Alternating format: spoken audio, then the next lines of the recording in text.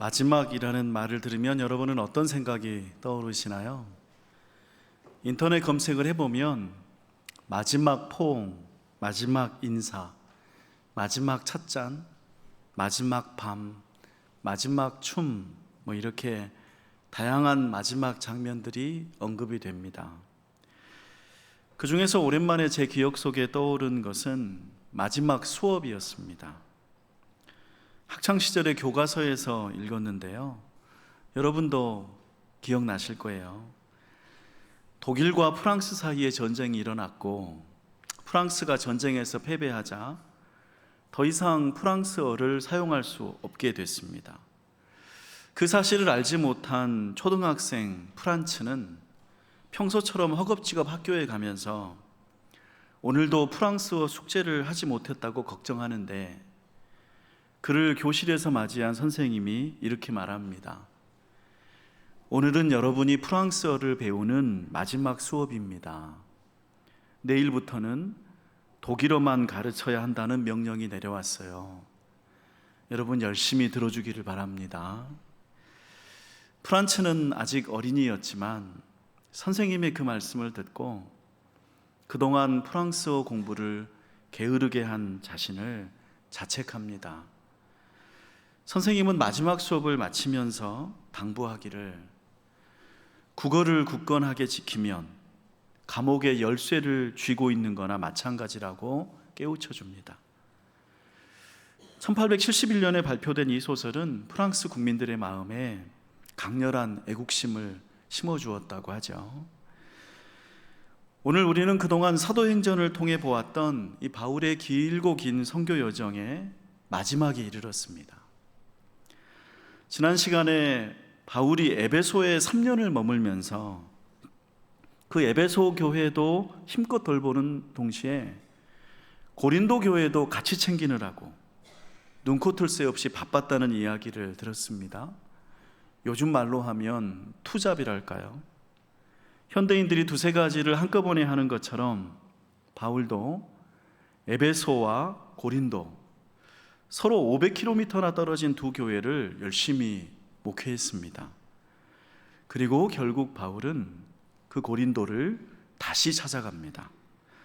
그 경로를 화면으로 보시면 이렇게 보이는데요, 화면에서 검은색 선으로 표시된 것처럼 오른편 하단부 에베소에서 출발하여 드로아, 빌립보, 데살로니가를 거쳐서 고린도까지 갑니다. 여기에 관한 내용이 오늘 읽은 말씀 1절과 2절에 있고요.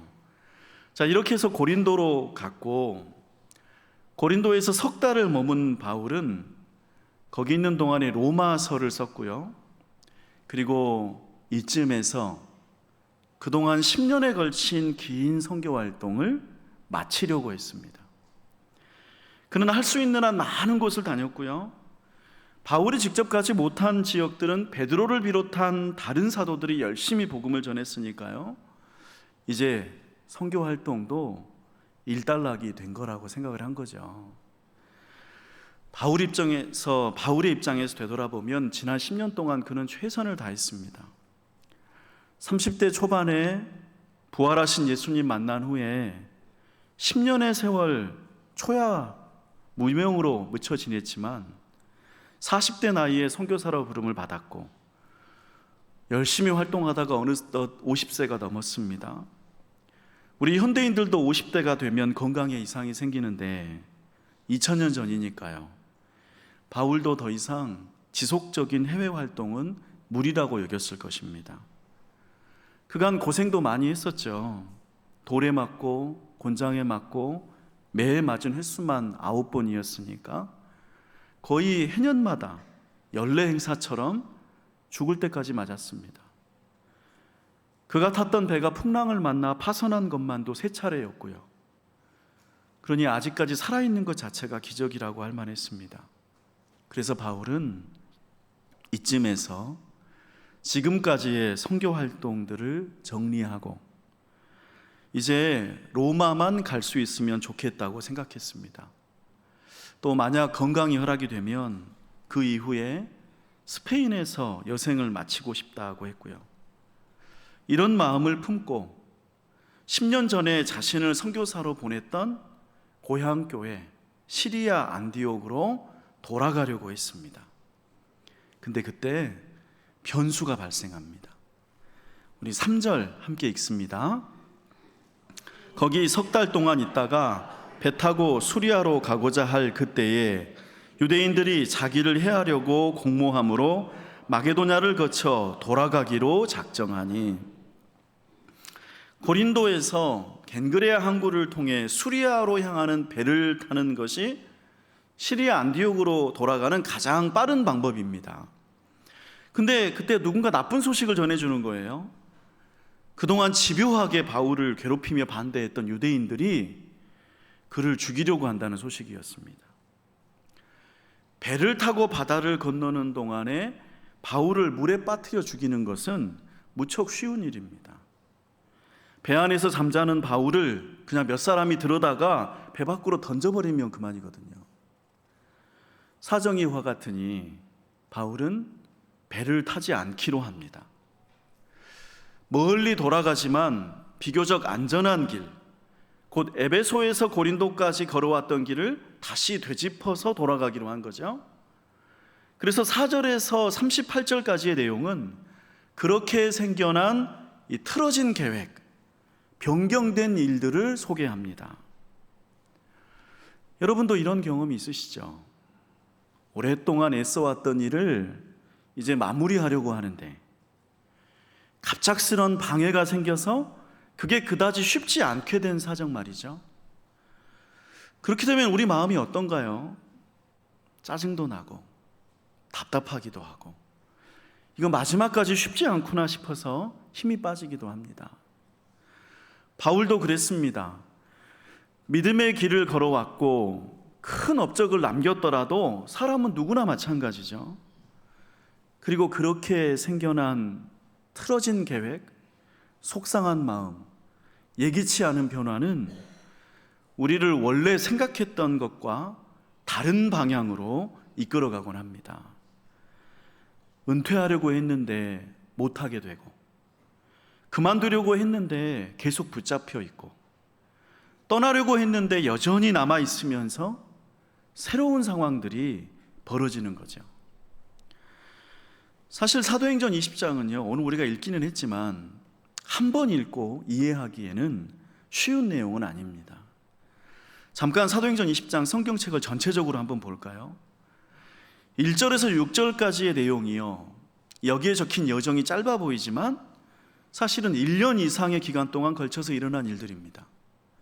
또 7절에서 12절까지는 죽은 사람이 다시 살아났다는 이야기를 하는데 맥락을 보면 약간 의외입니다. 왜 갑자기 여기서 이런 엄청난 기적이 일어났을까 의아해지는 대목이고요. 13절에서 16절은 또 이동 경로인데 여기는 또 불필요하게 자세하겠습니다. 이전까지 사도행전에서 바울의 이동 경로를 적을 때에는 그가 복음을 전한 곳을 썼는데 여기서는 그냥 거쳐 지나간 모든 곳을 다 언급을 하죠. 그리고 나서 17절부터 38절에서 바울이 그동안 정들었던 에베소 교회 지도자들을 불러다가 눈물의 작별 인사를 했다는 내용이 사도행전 20장입니다. 어딘가 단락들마다 자연스럽지가 않고 다소간에 덜컹거리는 내용들의 조합인데요, 이게 이렇게 쓰여진 까닭은 바울의 원래 계획이 틀어진 데서 생겨난 결과물들이기 때문입니다. 그리고 우리 사람의 계획이 이렇게 틀어졌을 때 하나님은 하나님의 일을 하시죠. 그러면 하나님은 바울에게 무슨 일을 하셨을까요? 우리 22절과 23절 두 구절을 함께 읽습니다. 보라, 이제 나는 성령에 매여 예루살렘으로 가는데 거기서 무슨 일을 당하는지 알지 못하노라. 오직 성령이 각 성에서 내게 증언하여 결박과 환난이 나를 기다린다 하시나. 바울은 성령에 매여 예루살렘으로 간다고 말합니다. 근데 원래 계획이 뭐였나요?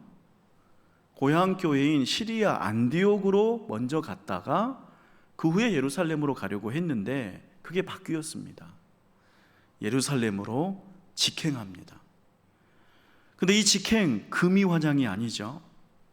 22절에서는 거기서 무슨 일을 당하는지 알지 못하겠다는 불길한 얘기를 하면서, 그리고 23절 눈여겨보세요. 정확히 무슨 일을 당할지는 모르겠지만 바울이 예루살렘에 갔을 때 당할 일은 결박과 환난입니다. 바울이 예루살렘으로 가서 결박과 환난을 당한다는 것을 누가 어디에서 알려주었나요? 성령이 각 성에서 바울에게 증언했다고 합니다. 그러면 각 성은 어디를 말하는 걸까요? 고린도에서 배를 타고 시리아 안디옥으로 돌아가려고 했다가 유대인의 암살 소식을 듣고 다시 걸어서 되짚어온 마게도냐의 도시들입니다. 다시 화면 지도를 보시죠. 왼편 하단 고린도에서 시작하는 검은 점선을 따라 보이는 도시들이요, 데살로니가, 빌립보, 드로아. 이 도시들을 돌아오는 동안에 바울은 여기 각 성들마다에서 성령님의 음성을 들었는데 그게 좋은 이야기가 아니었던 거예요. 너는 예루살렘으로 곧장 가라. 거기서 결박당하고 어려움을 겪어야 한다. 이런 내용이었습니다. 바울의 마음이 어땠을까요? 무겁고 복잡했겠죠. 주님, 내가 평생 주님을 위해, 복음을 위해 헌신한 대가가 이런 것입니까? 10년을 못 바쳤고, 그래서 내가 지금 가진 것도 없고, 온갖 어려움을 겪어오면서도 끝까지 충성했는데 이제 그렇게 늙은 저에게 편안한 노후는커녕 결박과 환난이 제 앞에 놓여있는 결말입니까? 겉으로 내색할 수는 없었겠지만 바울의 마음은 힘들었을 것입니다. 그 또한 우리와 같은 사람이니까요. 그때 그에게 일어난 사건이 7절 이하의 일입니다. 다소 길지만 7절에서 11절까지 함께 읽습니다. 그 주간의 첫날에 우리가 떡을 떼려 하여 모였더니 바울이 이튿날 떠나고자 하여 그들에게 강론할세 말을 밤중까지 계속하매 우리가 모인 윗다락에 등불을 많이 켰는데 유두고라 하는 청년이 창에 걸터 앉아 있다가 깊이 졸더니 바울이 강론하기를 더 오래 하매 졸음을 이기지 못하여 3층에서 떨어지거늘 일으켜 보니 죽었는지라. 바울이 내려가서 그 위에 엎드려 그 몸을 안고 말하되 떠들지 말라, 생명이 그에게 있다 하고 올라가 떡을 떼어 먹고 오랫동안 곧 날이 새기까지 이야기하고 떠나니라. 바울이 드로아를 떠나는 마지막 날이었어요. 성령을 통해서 반복해서 결박과 환난에 대한 예고를 들은 바울은 마음이 무척 심란했겠지만 애써 태어난 척 드로아에서도 복음을 가르칩니다. 근데 그날 밤 유두고라는 젊은이가 3층 높이 창문에 걸터 앉아 있다가 졸아요. 졸다가 그만 떨어집니다. 떨어져서 즉사합니다. 교회에서 예배 중에 사람이 죽었으니 큰일이죠. 더구나 젊은이가 죽었으니까 더 큰일입니다. 보통 사람들이라면 당황하고 허둥댔겠지만 그동안 신앙으로 연단받은 바울은 거의 반사적으로 죽은 유두고 위에 엎드립니다. 그 몸을 끌어안습니다. 마치 구약 성경에서 엘리야 선지자가 사르밧 과부의 죽은 아들을 다시 살렸을 때처럼, 엘리사 선지자가 수넴 여인의 죽은 아들을 다시 살렸을 때처럼 그때와 똑같은 자세를 취합니다. 그러자 그때처럼 죽었던 유두고가 다시 살아납니다. 이전에도 바울은 많은 기적을 일으켰어요. 그러나 죽은 사람을 살아나게 하는 것은 차원이 다른 기적입니다. 왜 이런 기적이 여기에서 일어나느냐 하는 질문을 하는 것은 기본적으로 어리석겠죠. 모든 기적이라는 거 사람이 자기 능력으로 마음대로 일으키는 게 아니라 하나님이 하시는 일이니까요. 그러나 우리는 여기서 한번 생각해 볼 만합니다. 왜 하나님은 죽은 사람이 되살아나는 소생의 기적을 여기서 바울을 통해 일으켰을까요? 12절 우리 함께 읽습니다. 사람들이 살아난 청년을 데리고 가서 적지 않게 위로를 받았더라. 청년이 살아나서 사람들이 위로를 받았다고 합니다. 근데 여기서 위로를 받은 사람들 중에는 당연히 바울도 포함되어 있겠죠. 그리고 사실은 가장 크게 위로를 받은 사람이 바로 바울 자신입니다. 왜냐하면 유두고의 소생은 단지 또 하나의 기적만은 아니었으니까요. 그것은 그동안 무겁고 복잡했던 바울의 마음을 한순간에 풀어주는 사건이기 때문입니다. 마치 하나님이 이렇게 말씀하시는 것과 같아요. 그동안 바울 네가 해온 일은 이렇게 사람의 생명을 다시 살리는 가치 있는 일이었다는 사실을 보여줄 뿐만 아니라 바울 네가 앞으로 예루살렘이든 로마이든 가서 거기서 죽임을 당할지라도 하나님께서 너를 다시 살리실 거라는 그 사실을 굳게 믿으라는 격려였던 것이죠.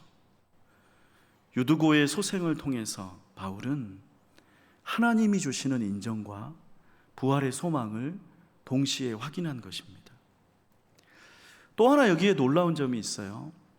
우리가 한글로 성경을 읽을 때에는 얼른 발견하기 어렵지만 12절에서 위로를 받았더라에서 위로라고 쓰인 그리스어가 바로 성령을 가리키는 보혜사와 같은 단어입니다.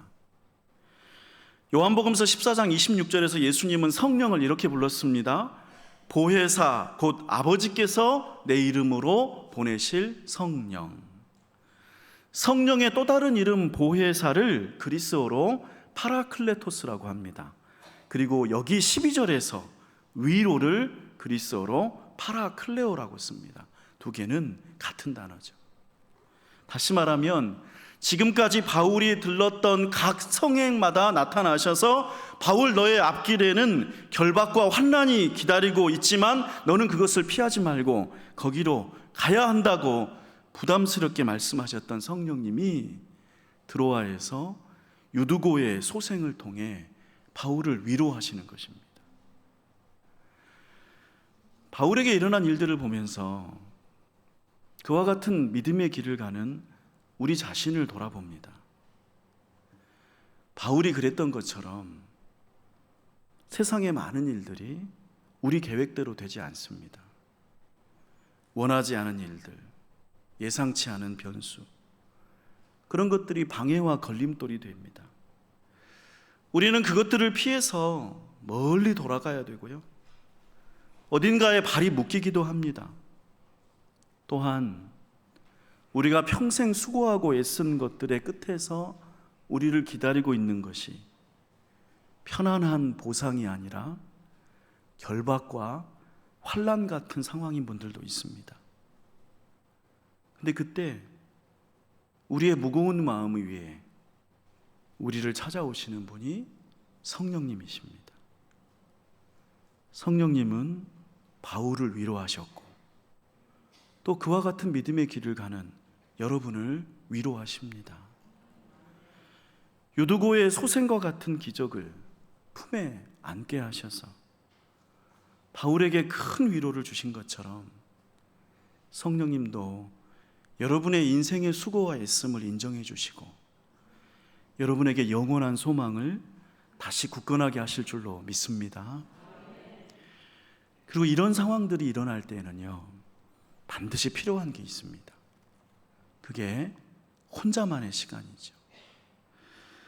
바울은 드로아에서 일어난 기적 직후에 그동안에 복잡하게 얽혔던 자신의 생각들을 정리합니다. 그를 괴롭혔던 감정들을 털어내는 시간을 갖습니다. 그 내용이 13절과 14절이에요. 우리 함께 읽습니다.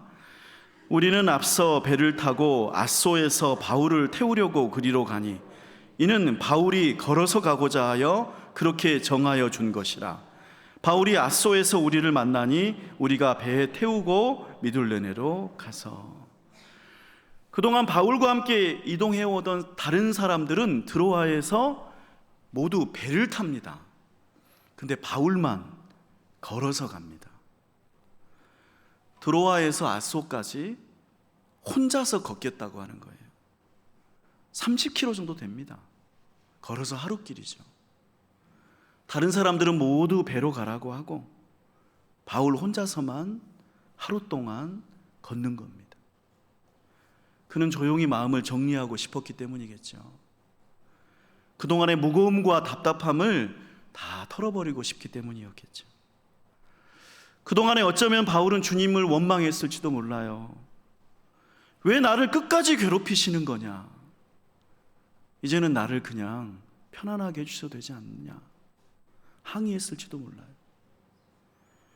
그러나 드로아에서 그날 밤 죽었지만 자신의 품에 안겨서 다시 숨을 쉬게 된 유두고를 바라보면서 바울은 유두고를 보았던 게 아니라 주님의 품에서 다시 부활할 자기 자신을 보았을 것입니다.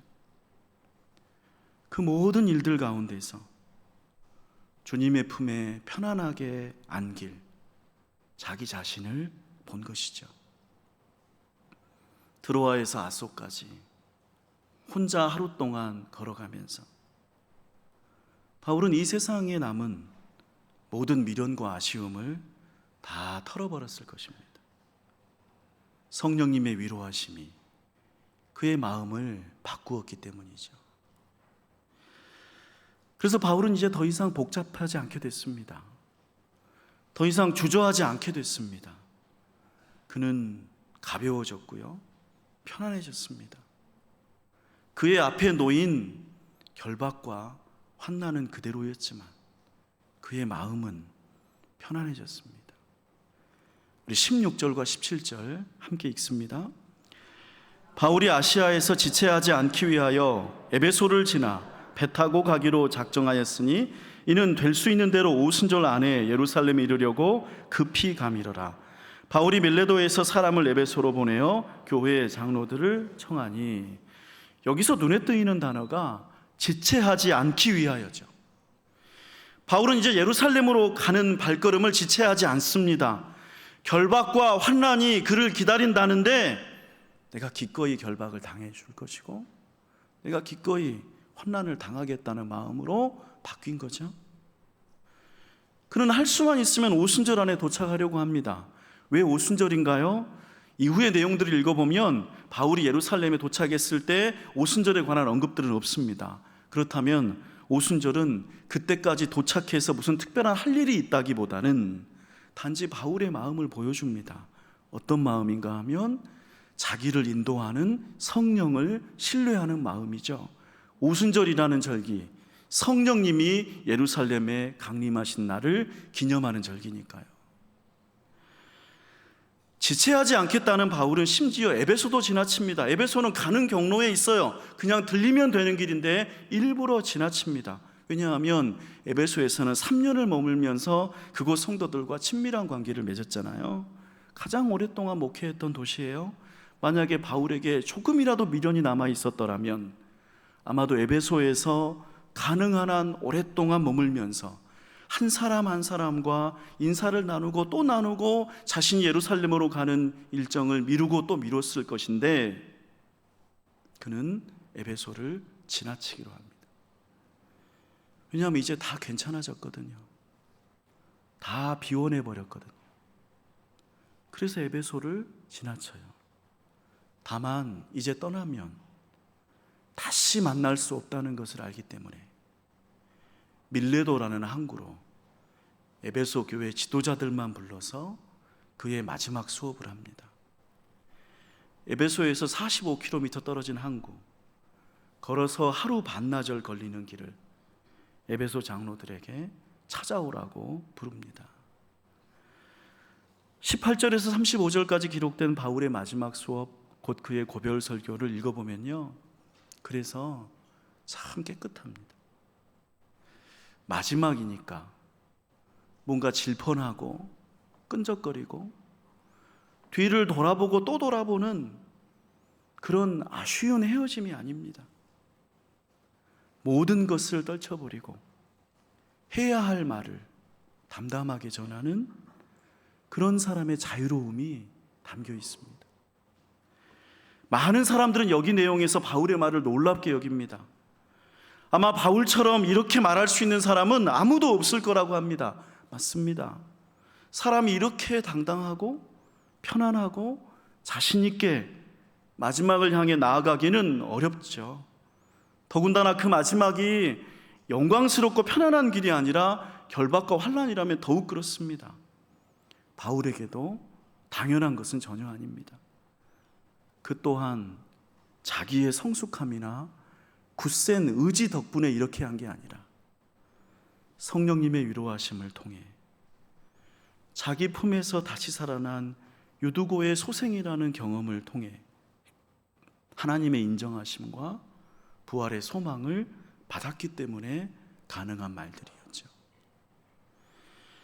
여기 고별설교 마지막 수업의 내용 중에 바울의 심정을 가장 잘 드러내는 말씀이 35절입니다.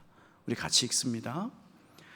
범사에 여러분에게 모본을 보여준 바와 같이 수고하여 약한 사람들을 돕고 또 주 예수께서 친히 말씀하신 바 주는 것이 받는 것보다 복이 있다 하심을 기억하여야 할지니라.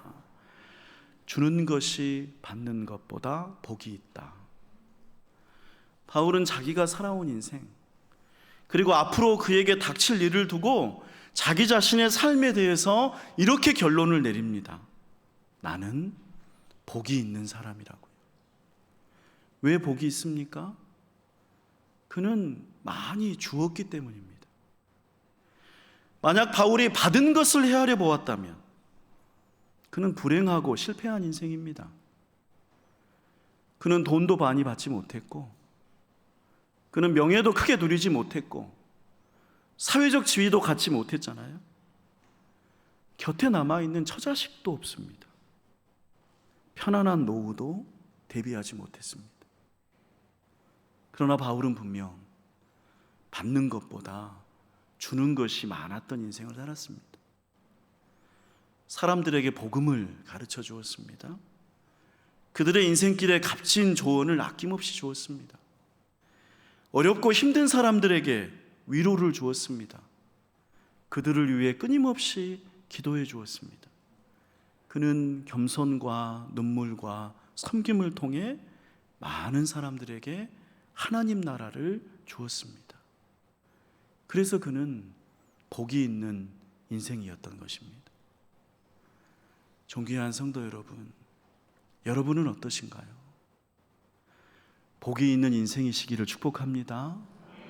받는 것보다 주는 것이 많으시기를 바랍니다. 혹시 여러분에게 돈이 없어서 걱정이신가요? 나도 많이 주면서 살고 싶은데 가진 게 없어서 안 된다고 여기시는가요? 그렇지 않습니다. 바울은 사람들에게 돈을 준 적이 없거든요. 돈이 아니더라도 우리에게는 다른 이들에게 줄 수 있는 많은 좋은 것들이 있습니다. 여러분의 믿음과 여러분의 기도와 여러분의 격려와 여러분의 응원과 여러분의 위로와 돌봄과 소망과 사랑을 많이 주십시오. 받는 것보다 더 많이 주시기를 바랍니다. 그러할 때 여러분도 바울과 같이 깨끗한 인생이요 복이 있는 사람으로 살 줄로 믿습니다. 우리 이 말씀 내 마음에 품고 성령님과 함께 거두는 기도를 드립니다.